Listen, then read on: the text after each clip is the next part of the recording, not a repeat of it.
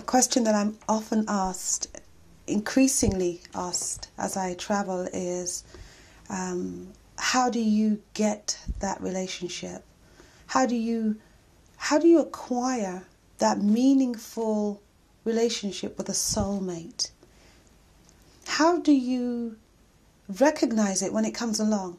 And then when you recognize it, how do you walk towards it and receive it and continue on with it? That's a question that people ask me. Now, they don't always ask me that in that way. They say, sisters will say, where can I find a good man? There are no good men, And brothers will say things like, I'm looking for a sister, but when I step to the sister, she's angry, or, she expects me to be who I'm not. She seems satisfied with me in the beginning, but then she wants me to change. So in responding to that, one of the things that we have to be very clear about before we go into any relationship with anyone else is about the relationship we have with ourselves. You cannot really expect to show someone how to hold you in high regard if you're not holding yourself in high regard. And that really requires some excavation. You have to go inside of yourself and introduce yourself to yourself again. Because many of us have become so consumed with what's going on outside that when we get inside, we're strangers. And I'm using that in a kind of metaphorical way.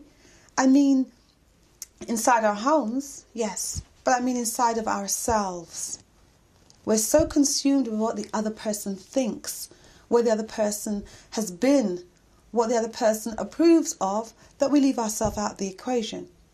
And if you are unfamiliar with your intimate self, your inside, then when you come across it, you become a stranger, you become clumsy, you may stutter.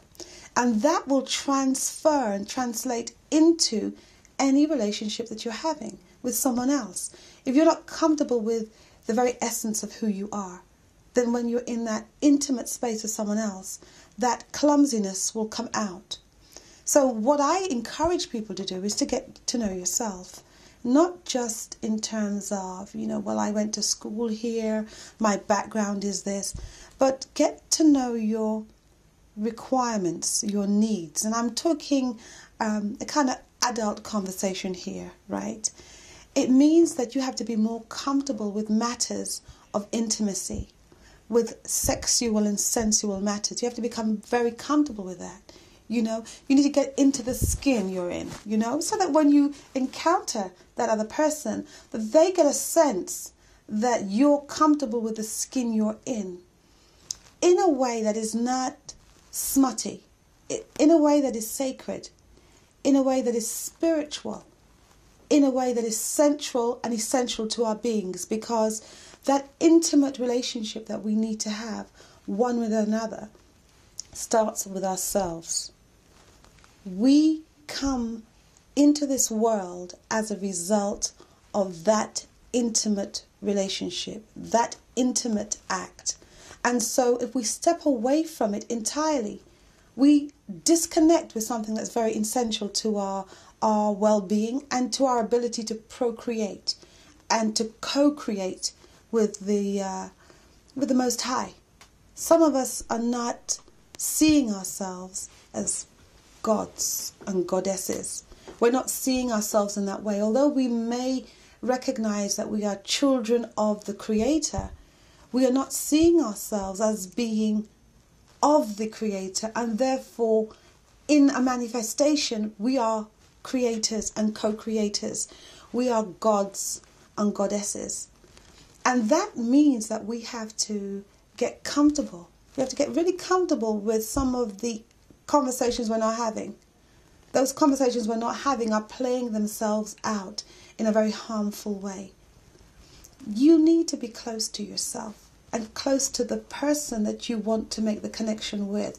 And that may start, first of all, in your consciousness. The look is something that, you'll be aware of, because often that's how you make the first connection. You see somebody. But then after that, what happens?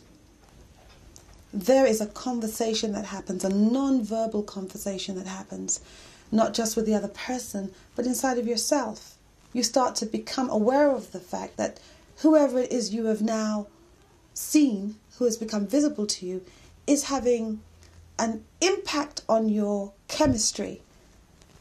I mean, you may start to feel tingly or hot or nervous. You may become very conscious of your physical being.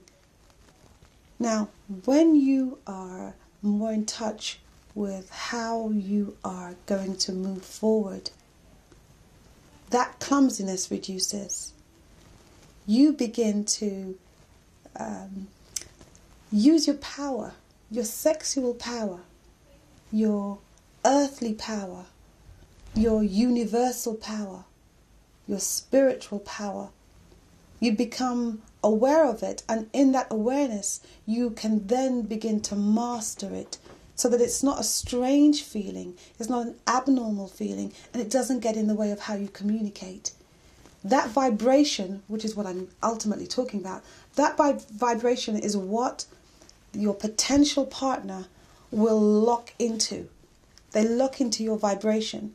And if you are not aware of how to manipulate or hold your vibration steady, you can become dizzy, because if their vibration is strong and your vibration is not as strong, you get knocked off center. So you have to be able to hold that vibration while they're holding theirs. And in that time, the harmony will either happen or not happen. Those are indicators that tell you about how then to form the relationship, keep the relationship, and allow the relationship to enhance your union.